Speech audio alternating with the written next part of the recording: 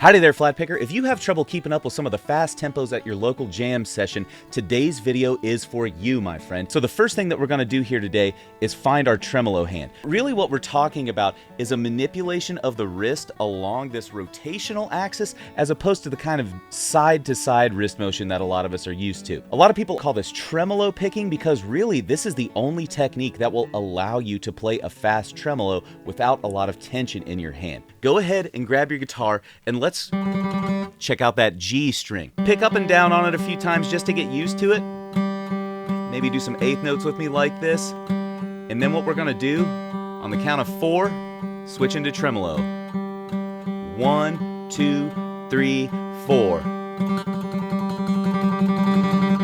1, 2, 3, 4.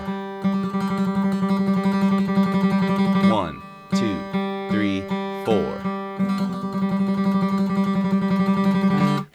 All right, now if that's something that is hard for you to find on that open G string right now, stop this video and practice until you can get that motion. If you can't play that tremolo, even a little sloppy, at tempo, without any tension in your arm, then we have some discovering to do in our right hand mechanics. Now, if you were able to get the tremolo on that, let's go ahead and move forward to today's exercise. This is just a G major pentatonic scale that I've broken up into some patterns that favor certain pick slanting techniques. On Troy Grady's channel, he mentions upstroke escape pick slanting and downstroke escape pick slanting.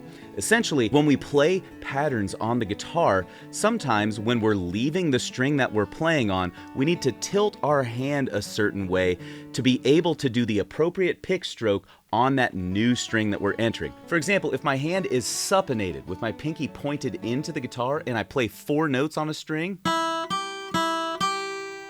my pick is free of the string now to hit any new string that it wants. If I were to reverse that motion and do pronated and play 4 notes, you can see that my pick is caught between the strings right now and I can't do a downstroke on a new string. So for passages that start with an even number of notes before they switch strings, we need to be supinated. And on the opposite end of things, for passages that start with an odd number of notes on the first string, then switch, we need to pronate our hand. So for example, 1, 2, 3, my pick is free of the string. Now I can do an upstroke on that B string. If that doesn't make sense to you, it's okay. Just listen to me. When I'm telling you to pronate during an exercise, keep that pinky out. When I'm telling you to supinate, keep that pinky in. Let's go for it. The first pattern I've got here for us today is a pronated pattern in the G major pentatonic scale. This is what it looks like.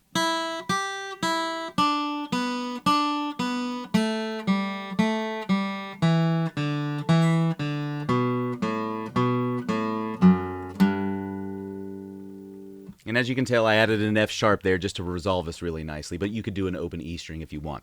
So the key to this exercise is to keep that pinky out.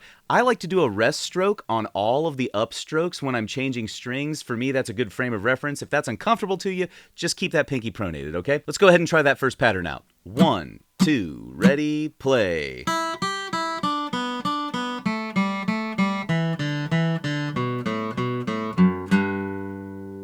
There you have it.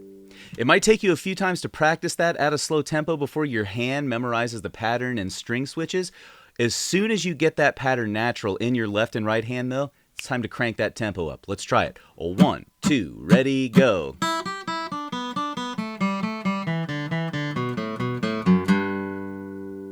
Could you keep up? Here we go. 1, 2, ready, go.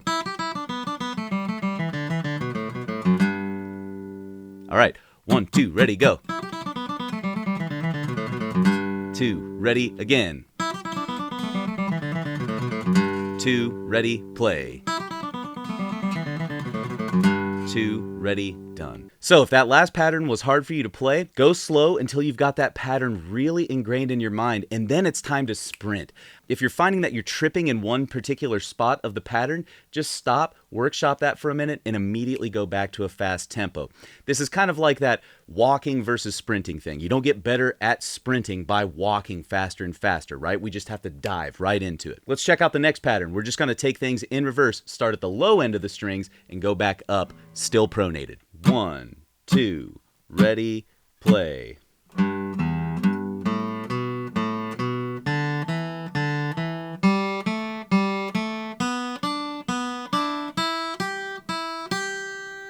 Let's try it a little faster. 1, 2, ready, play. Try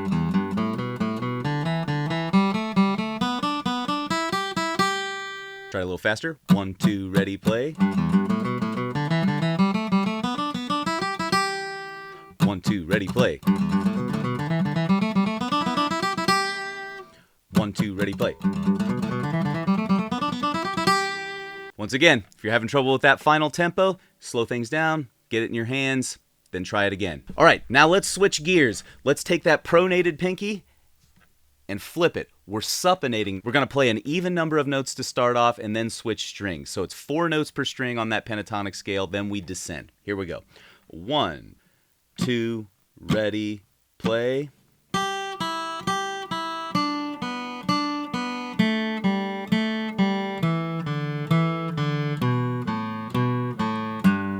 Faster. 1, 2, ready, play.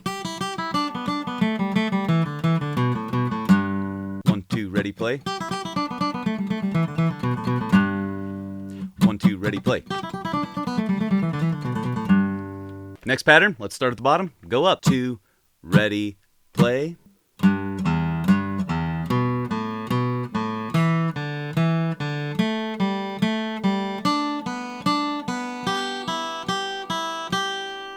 Speed things up. 1, 2, ready, go.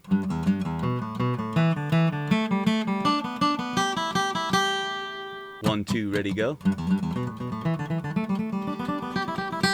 1, 2, ready, go.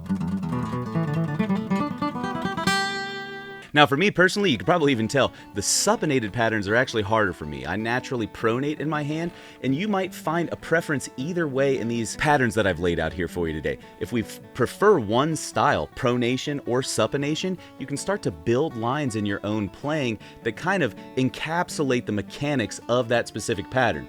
So if you pronate, start your line off with an odd number of notes on the first string, and then keep it an even number of notes before each string switch after that. I know that may sound confusing, but just look at the tab and analyze it really closely. If you naturally supinate, then you're going to start off with even number of notes and continue that with each string switch. If you're interested in tab and a whole slew of other resources to help you along with your educational journey, go ahead and check out that link below in the description to my guitar club. There you're going to find PDFs of all the tab, backing tracks for all of my tunes and exercises, etc. So go ahead and check out that link below in the description. If you have any questions about this, go ahead and drop me a comment below and let me know what you think about pick slanting exercises. Thanks so much for sticking around to the end of the video, but don't go anywhere, all right? We got more great content right here.